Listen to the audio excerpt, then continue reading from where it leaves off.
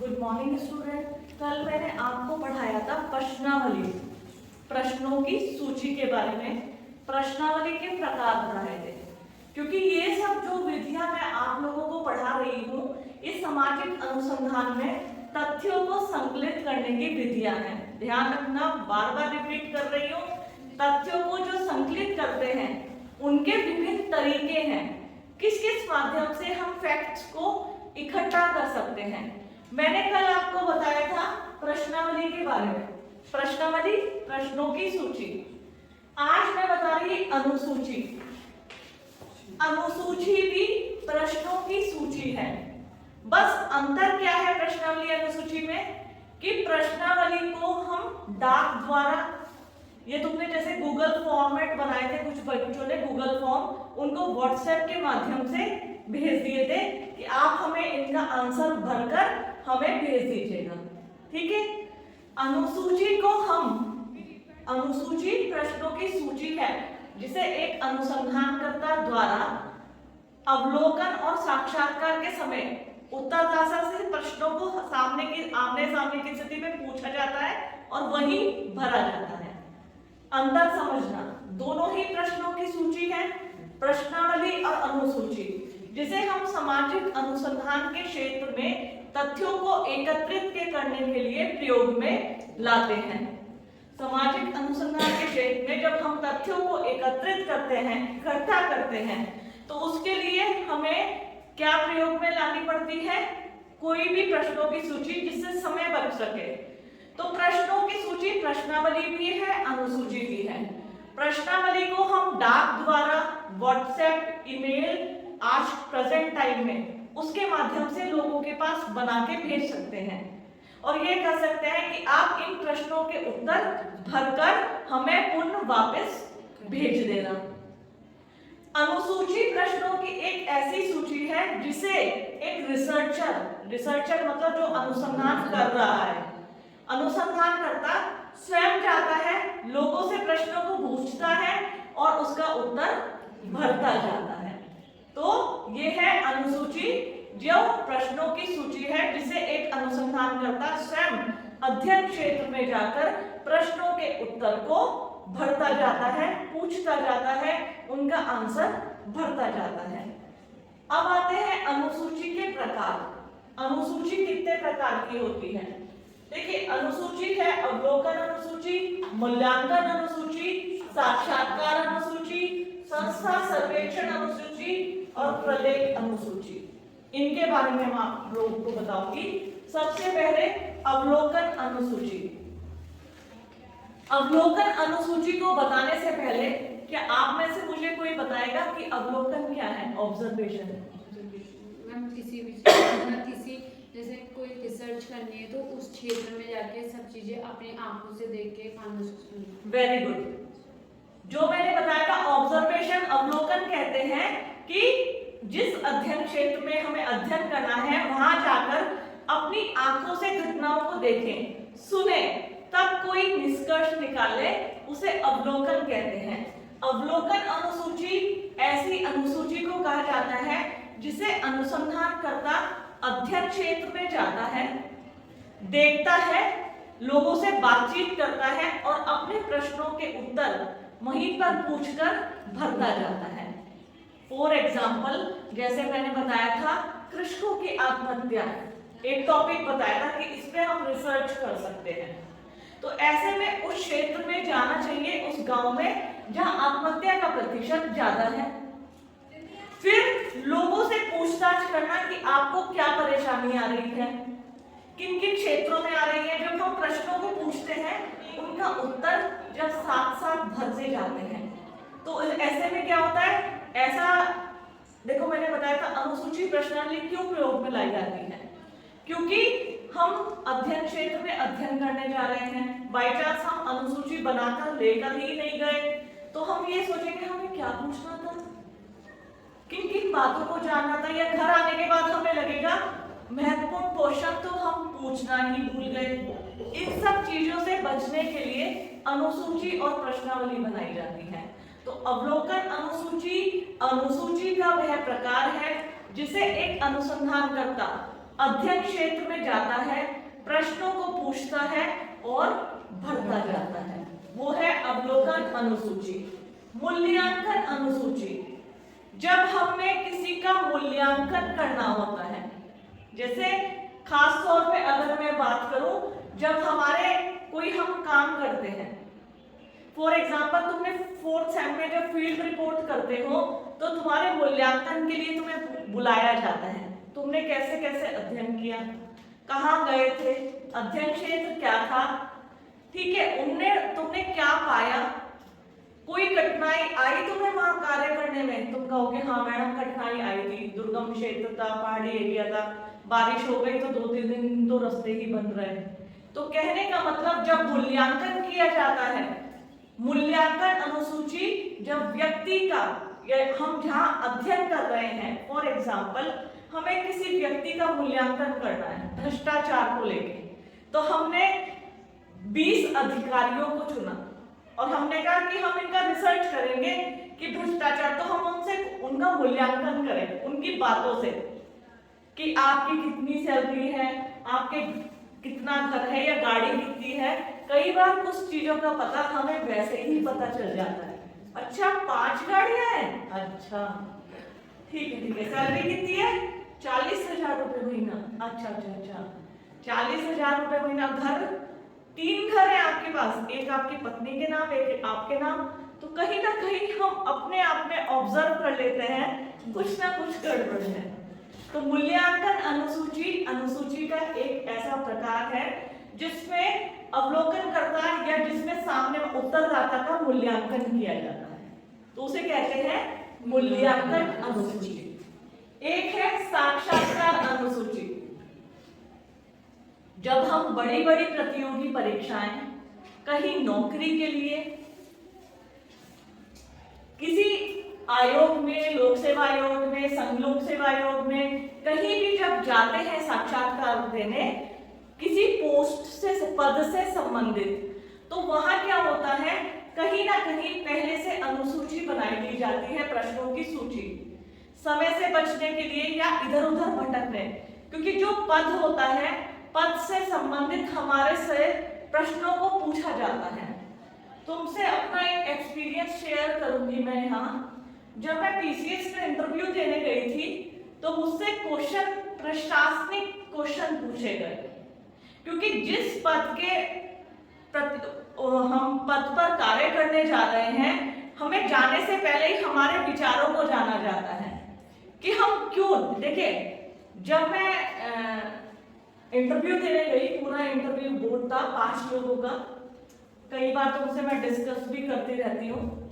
Interview board में एक आयोग के अध्यक्ष या मेंबर होते हैं और अलग अलग एक्सपर्ट होते हैं जो अपनी फील्ड में माहिर होते हैं। उन्होंने मुझसे पूछा कि आप किस पद के लिए आए, मैंने सर मैं पीसीएस का मैंने किया है, ठीक है, क्यों जाना चाहते हैं, आप तो प्रोफेसर हैं, आपके रिज्यूम में लिखा हुआ है कि आप तो महाविद्यालय में पढ़ाती है, फिर क्यों जाना चाहती हैं। तो वास्तव में हमारे अंदर को देखा जाता है, चेक किया जाता है। मैंने कहा सर मेरी प्रारंभ से ही मेरा एक सपना था और मैंने किन्हीं सिविल ऑफिसर को देखा था, तो मुझे लगता था काश मैं भी इनके जैसे बनूं। तो उस बनने की इच्छा और कुछ कर दिखाने का जुनून मुझे यहाँ तक ले आया। अच्छा, तो वो तो आप डिग्री कॉलेज में भी कर सकती हैं। मैंने कहा सर डिग्री कॉलेज में मैं सिर्फ बच्चों के दायरे तक सीमित हूँ, प्रशासनिक पद पर जाकर मेरा दायरा विस्तृत हो जाएगा। समझ रहे हो मेरी बात, मेरे अंदर की चीजों को कंगाला गया। अच्छा, आपकी पोस्टिंग पहाड़ पे कर देंगे तब आप क्या करोगे, तो मैंने कहा सर मैं बिल्कुल जाऊंगी। जिस सपने जुनून के लिए दिन रात मेहनत करके मैंने प्री मेंस की परीक्षा पास की है, उसको मैं ऐसे जाया होने नहीं दूंगी कि पहाड़ की नौकरी सोच के मैं बिल्कुल जाऊंगी। तो वो प्रसन्न हुए मेरी बातों से। कई बार लोग कहते हैं कि मैं सेवा करना चाहता हूँ, देश की सेवा करना चाहता हूँ, उससे भी आइडिया हो जाता है कि कितनी सेवा आप करके आएंगे देखेंगे। ठीक है, तो बिल्कुल अपने ईमानदारी से अपने प्रश्नों का उत्तर दो, अपने बनावटी प्रश्नों को मत बनाओ। तो जब हम लोगों का साक्षात्कार लिया जाता है, कुछ सिचुएशन बेस्ड भी क्वेश्चन पूछे जाते हैं। मान लीजिए मैडम आप जा रही हैं, आप अधिकारी हैं और एक रास्ते में एक्सीडेंट हो गया, तो आप क्या करेंगे? तो मैं गाड़ी को रोकूंगी, घायल को उपचार दूंगी, फिर उसको हॉस्पिटल में जाऊंगी और तब मैं अपनी मीटिंग में जाऊंगी। और वो कहेंगे अगर मीटिंग में बड़े अधिकारी आपको डांटेंगे तब क्या करोगी? कहने का मतलब पहले से ही क्वेश्चंस बनाकर रखते हैं। वो हमारी एबिलिटी को जांचते हैं, हमारे अंदर के विचारों को जानने का प्रयास करते हैं कि व्यक्ति कितना जानता है, उसका आंसर कैसे देगा। तो बच्चों, साक्षात्कार से पहले भी अनुसूची का निर्माण किया जाता है, जिसे कहा जाता है साक्षात्कार अनुसूची। इसके बाद है संस्था सर्वेक्षण अनुसूची। कई बार ऐसे रिसर्च होते हैं जिनमें संस्थाओं का सर्वेक्षण किया जाता है, जैसे अस्पताल एक संस्था है। आजकल मैं देख रही हूँ कोरोना का फेज दोबारा से लौट के आ रहा है, दोबारा सरकार गाइडलाइन जारी कर रही है, मॉक ड्रिल कर रही है। तो जब संस्था का सर्वेक्षण किया जाता है कि क्या यहाँ सारी चीजें मौजूद हैं, कि यहाँ पे मूलभूत सुविधाएं उपलब्ध हैं, क्या अकस्मात यदि भयंकर रूप ले ले बीमारी तो वो इलाज करने में सक्षम है, तो ये सब जानने के लिए संस्था सर्वेक्षण अनुसूची, प्रश्नों की सूची बनाई जाती है कि जिसमें उसका संस्था का सर्वेक्षण किया जाता है। जैसे महाविद्यालय एक संस्था है, इसका सर्वेक्षण करने के लिए कि महाविद्यालय में क्या क्या कोर्स चल रहे हैं, कितने विद्यार्थी पंजीकृत हैं, कितने विद्यार्थी पढ़ रहे हैं, कितने उसका लाभ उठा रहे हैं। तो कहने का मतलब जब किसी संस्था का सर्वेक्षण किया जाता है, सर्वेक्षण करने से पहले अनुसूची बनाई जाती है, जिसे कहा जाता है संस्था सर्वेक्षण अनुसूची। ऐसी ही होती है प्रलेख अनुसूची, डॉक्यूमेंट शेड्यूल इसको बोला जाता है। प्रलेख अनुसूची, प्रलेख अनुसूची कहते हैं जब हम किसी की डायरी, संस्मरण पत्र, किसी के डॉक्यूमेंट्री से प्रश्नों को इकट्ठा, अपने आंसर को इकट्ठा करते हैं। जैसे बहुत से लोग क्या करते हैं, अपनी डायरी लिखते हैं, अपनी दिन प्रतिदिन की घटनाएं, पूरे आज क्या घटित हुआ, क्या स्पेशल घटना घटित हुई, अपना डायरी में मेंशन कर देते हैं। ठीक है, फिर डायरी में मेंशन करने के बाद वो लोग क्या करते हैं, पूरी चीजों को, उनका जो होता है सारी, अगर किसी के बारे में जानना है, यदि हम उन डायरी को पढ़ लें तो उसकी सारी, कहते हैं ना, ओपन खुली किताब। इसी प्रकार बहुत सारी बायोग्राफी, बहुत सारे संस्मरण पत्र लोग पत्राचार के माध्यम से, ईमेल के माध्यम से अपने दोस्तों से शेयर करते हैं कि आज ये हो गया, आज ये हो गया। तो ऐसी घटनाओं के संबंध में, ऐसी चीजों को, जब तथ्यों को इकट्ठा किया जाता है, उनके लिए इस्तेमाल की जाती है प्रलेख अनुसूची। तो बच्चों, ये है अनुसूची के प्रकार: अवलोकन अनुसूची, मूल्यांकन अनुसूची, साक्षात्कार अनुसूची, संस्था सर्वेक्षण अनुसूची और प्रलेख अनुसूची। ठीक है, अब तो ये हमने बात की थी प्रश्नावली और अनुसूची की। कल मैंने आपको प्रश्नावली बताया था और आज अनुसूची के बारे में बताया है। एग्जाम में एक इंपॉर्टेंट क्वेश्चन आता है बच्चों, प्रश्नावली और अनुसूची में अंतर। अक्सर ये बात पूछा जाता है कि प्रश्नावली और अनुसूची में अंतर बताइए, क्योंकि है तो दोनों। अगर हम इसकी उसकी बात कर रहे हैं, सिमिलैरिटी की, दोनों ही प्रश्नों की सूची है, दोनों ही अनुसंधान के क्षेत्र में प्रयोग में लाई जाती है, दोनों को ही जब हमें अधिक कार्यभार से बचना हो या इस चीज से बचना हो कि हम क्या पूछे, कैसे पूछे या रह गया, दोनों को ही उसके लिए बनाया जाता है, दोनों से ही आंकड़ों को इकट्ठा किया जाता है, दोनों के आधार पे ही पूरे रिसर्च को एक नया मोड़ दिया जाता है। तो है प्रश्नावली और अनुसूची दोनों एक जैसी, लेकिन अब प्रश्नावली और अनुसूची में बहुत, मैं देखती हूँ तुम्हारे क्वेश्चन पेपर का इतिहास, इनमें अंतर जरूर पूछा जाता है। एग्जामिनर का फेवरेट क्वेश्चन है प्रश्नावली और अनुसूची में अंतर। तो आज आपको ये जानना बहुत जरूरी है कि प्रश्नावली और अनुसूची में क्या अंतर है। तो बच्चों, सबसे पहले प्रयोग की विधि। प्रश्नावली और अनुसूची में पहला अंतर है प्रयोग की विधि। प्रश्नावली को प्रयोग किया जाता है, प्रयोग की विधि की बात करें तो दोनों में अंतर है।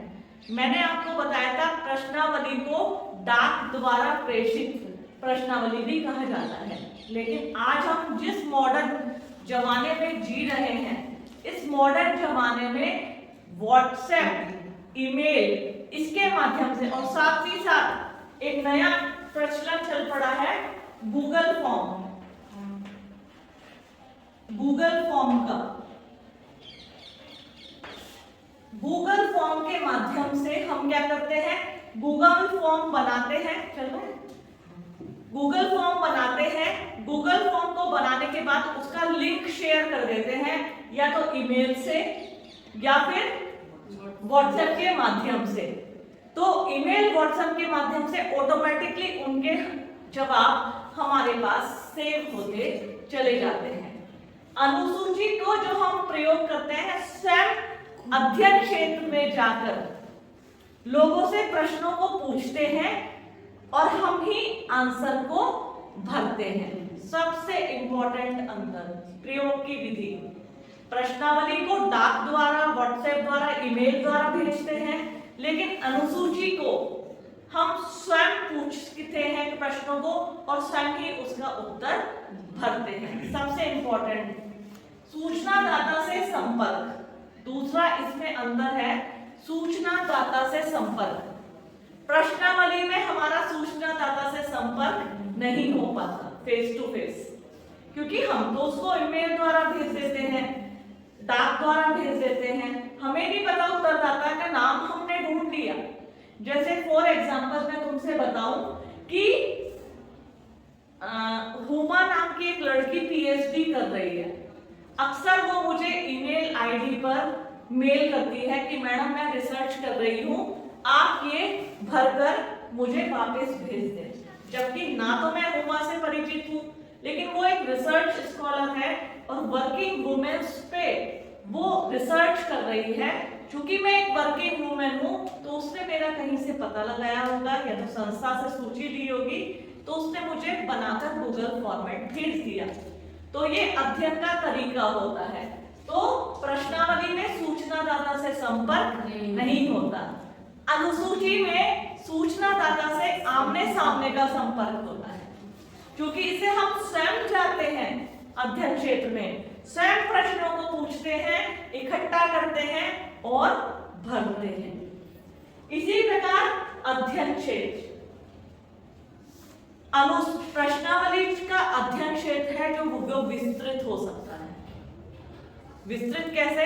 हमें बस डाक द्वारा ईमेल आईडी पता होनी चाहिए, तो हम कोटद्वार की, पौड़ी की महिलाओं को, हरिद्वार की महिलाओं को, देहरादून की महिलाओं को ईमेल आईडी बस पता होनी चाहिए, तो हम बड़े से बड़े अध्ययन क्षेत्र का अध्ययन कर सकते हैं। लेकिन अनुसूची में हमें स्वयं जानना है, स्वयं आंकड़ों को इकट्ठा करना है, तो हम बड़े क्षेत्र का अध्ययन नहीं कर सकते। तो इसमें अध्ययन क्षेत्र जो होता है सीमित होता है। किसमें? अनुसूची में। और प्रश्नावली में अध्ययन क्षेत्र क्या होता है? विस्तृत। देखो, अब एक बात बताऊंगी तुम्हें बच्चों, कई बच्चे जब पीजी कर लेते हैं या करने जाते हैं तो कहते हैं मैडम नेट की तैयारी करा दो। तो मैं बच्चों से यही कहती हूँ, अगर तुम मेरी क्लास में आ जाओ तो तुम्हारी ऑटोमेटिकली नेट की तैयारी हो जाती है। तुम प्रश्नों के मोड को समझो, तुम इतिहास उठा के देखो यूजीसी नेट के क्वेश्चन पेपर का। तो यूजीसी नेट के जो क्वेश्चन पेपर होते हैं, यूजीसी नेट के क्वेश्चन पेपर में किस तरीके के प्रश्न पूछे जाते हैं कि जो प्रश्नावली है उसमें उत्तरदाताओं से जो संपर्क होता है वो सीमित होता है, विस्तृत होता है, या उसका होता ही नहीं है, या इनमें से कोई नहीं। अगर आप ध्यान से इन सब चीजों को पढ़ो तुम कहोगे मैडम पता नहीं कैसे कैसे क्वेश्चन पूछे थे प्रश्नावली के।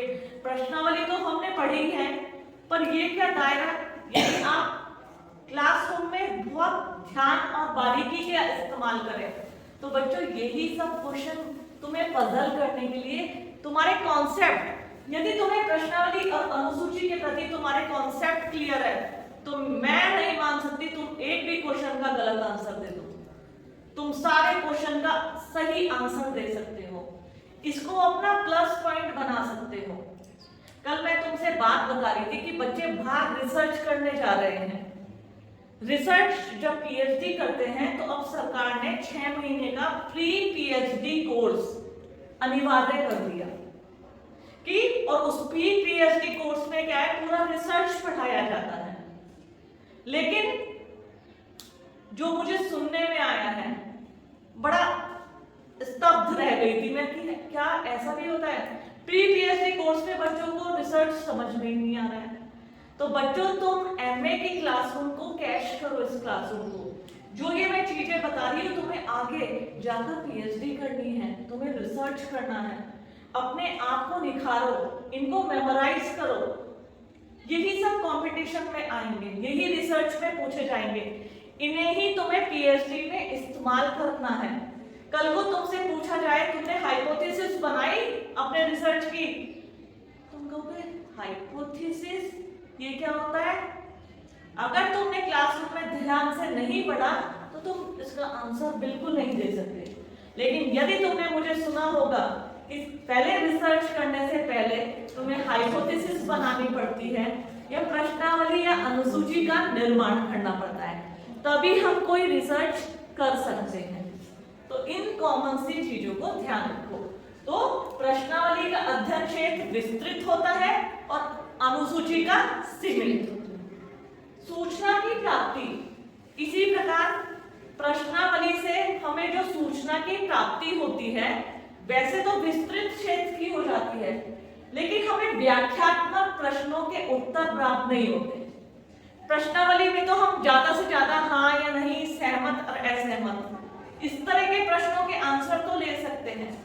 यदि हम ये लिखने लगे कि कोरोना से घरेलू हिंसा में क्या प्रभाव पड़ा, इसका मूल्यांकन करिए या आकलन करिए, आपका जवाब भरकर वापस नहीं आएगा। लोग कहेंगे इतना टाइम किसके पास है कि हम पूरा बताएं। लेकिन अनुसूची में मैं क्षेत्र में गई, मैंने पूछा महिलाओं से क्या कोरोना क्षेत्र में आपको कोई कठिनाई हुई, कि हाँ जी हो गई, घर वाले घर आ गए थे। मैंने पूछा, बल्कि ये मैंने रिसर्च कर रखा है कि घर वाले घर आ गए थे, काम कुछ करते नहीं थे, दिन भर तो झगड़ा ही होता रहता था। तो ये बात मुझे अध्ययन क्षेत्र में जाकर पता चली, क्योंकि मैं उनके आमने सामने थी। कुछ लोग कतराए भी, कुछ लोगों ने मुझे बताया नहीं, कुछ लोग कतराए डरे, लेकिन कुछ लोगों ने खुलकर बताया भी। लेकिन ये सब प्रश्नावली से आंसर ना मिल पाते। तो जो सूचनाओं की प्राप्ति का दायरा है वो अनुसूची से, क्योंकि क्वेश्चन के ऊपर क्वेश्चन निकल के आते हैं। बाय चांस किसी ने दिया कि हाँ कि हम परेशान हुए हैं, तो हम एकदम से हम काउंटर क्वेश्चन करेंगे। किस तरह की परेशानी, वो हम प्रश्नावली में नहीं पूछ सकते, क्योंकि प्रश्नावली को तो हमने बाउंडेड कर रखा है ना, बांध रखा है सीमित दायरे में। इसी प्रकार अध्ययन की गहनता, अब तुम बताओ प्रश्नावली से अध्ययन की गहनता आएगी कि अनुसूची से? बिल्कुल कॉन्फिडेंटली बोलिए, अनुसूची से आएगी। प्रश्नावली में हमने मान लिया बहुत सारे लोगों को अध्ययन कर लिया, लेकिन हमने वही बार बार बात रिपीट कर रही हूँ, सिर्फ सहमत असहमत से हम किसी की मानसिक स्थिति को नहीं जान सकते। ये कोई स्केल वो नहीं है कि 50% ये आया, 50% ये आया।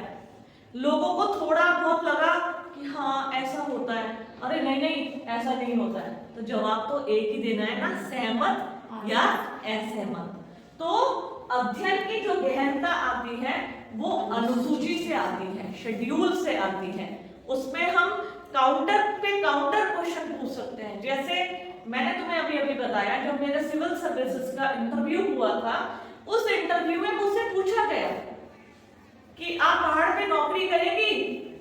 मैंने बिल्कुल बोल के बोला कि हाँ। तो आपके घर वाले मना नहीं करेंगे, काउंटर क्वेश्चन आया। मैंने कहा सर आज उन्हीं घर वालों की वजह से मैं यहाँ तक पहुंची हूँ, उन्हीं के सपोर्ट और सहयोग से आज मैं इंटरव्यू दे रही हूँ। अगर वो मेरा सपोर्ट ना करते, मेरी सास मेरे हस्बैंड सपोर्ट ना करते तो मैं इंटरव्यू तक नहीं पहुंच पाती।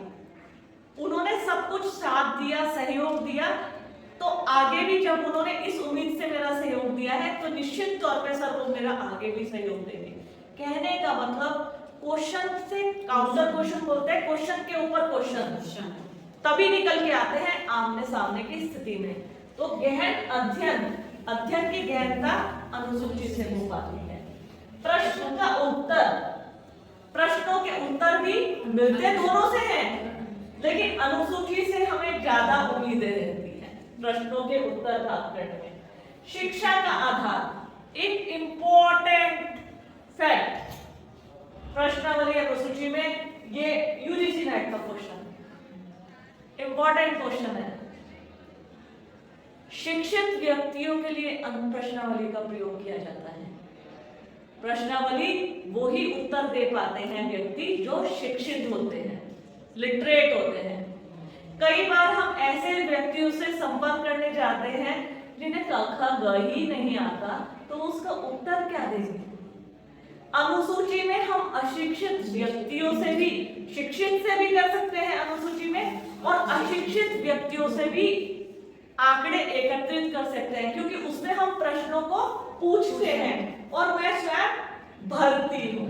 तो प्रश्नावली में सिर्फ हम शिक्षित व्यक्तियों से आंकड़े एकत्रित कर सकते हैं, और अनुसूची में हम शिक्षित और अशिक्षित दोनों से आंकड़ों को एकत्रित कर सकते हैं। तो ये है शिक्षा का आधार। फिर है समय, धन और श्रम। समय, धन और श्रम। प्रश्नावली में समय से बचा जा सकता है, धन कम खर्च होता है और श्रम भी कम लगता है। बस एक बार बना दी, टक टक टक टक टक टक व्हाट्सएप कर दिया, बल्क में ईमेल कर दी 100 लोगों को। अब हम आराम से आंसर आते रहेंगे, हम अपना रिसर्च कर लेंगे। अनुसूची में हमें रोज जाना पड़ेगा। आज मैंने टारगेट रखा था मुझे 5 लोगों से मिलके पूछना है, लेकिन आज तो मैं सिर्फ 2 ही लोगों से पूछ पाई। समय, धन, रोज आना जाना, किराया देना इतना आसान नहीं है। और श्रम, सुबह उठे, टिफिन बनाया, आज जाएंगे, कम से कम 15 दिन रिसर्च में लगेंगे, तो 15 दिन का श्रम, 15 दिन का आने जाने का किराया, 15 दिन का समय।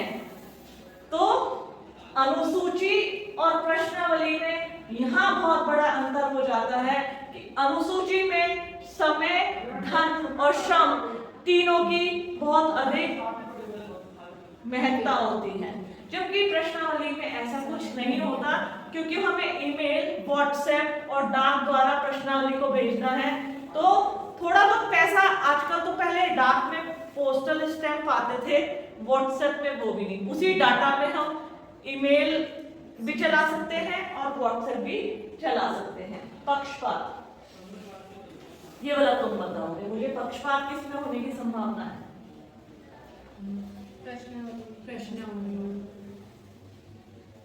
क्योंकि हम तो सामने नहीं है। उसने पूछा हाँ भाई तू बता दे क्या होगा इसका, क्या लिखूं कि सरकार कौन सी अच्छी है? उसने कहा लिखते लिखते बीजेपी अच्छी है, दूसरा कह रहा है आप अच्छी है, अक्कड़ पक्कड़ बम्बे वो, अरे ये बीजेपी अभी टिक। ठीक है, इसमें पक्षपात होने की संभावना है। किसमें? प्रश्नावली में। अनुसूची में हम सामने बैठे हैं, काउंटर क्वेश्चन पूछेंगे। उसने कहा कि मुझे बीजेपी पसंद है, क्यों? कि उसने मुझे जनधन योजना, मेरा खाता खुला पहली बार, मुझे तो बैंक का ही नहीं पता था। क्यों? आप भी तो, फिर हमने एक और काउंटर क्वेश्चन, आप तो मुफ्त बिजली पानी दे रही है, तो उत्तरदाता ने कहा मुफ्त बिजली पानी से कुछ नहीं होता।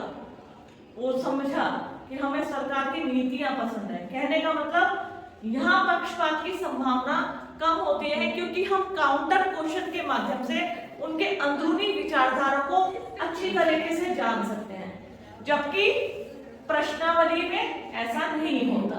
हम तो सहमत, असहमत या कुछ लिमिटेड क्वेश्चन के आंसर से उस दायरे से सीमित रहते हैं। तो बच्चों, ये है प्रश्नावली और अनुसूची में अंतर। ये अनुसूची के प्रकार वेरी इंपॉर्टेंट है।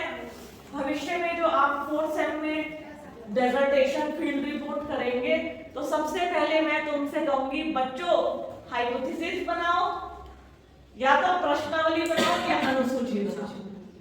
तब मुझसे ये मत पूछना मैडम प्रश्नावली क्यों बनाएंगे और अनुसूची क्यों बनाएं। तुम डिसाइड करना, या एग्जामिनर जब क्वेश्चन पूछते हैं कि आपने अनुसूची क्यों नहीं बनाई, अभी कुछ लड़कियों से पूछा था प्रश्नावली क्यों बनाई, तो उसने वर्किंग विमेन्स का अध्ययन किया था। उसने कहा मैडम मैंने सारी वर्किंग लेडी का अध्ययन कर रही थी जो कि सब पढ़ी लिखी हैं, मोबाइल का इस्तेमाल भी करती हैं, इसलिए हमने गूगल फॉर्म का निर्माण करके उनको भेजा था।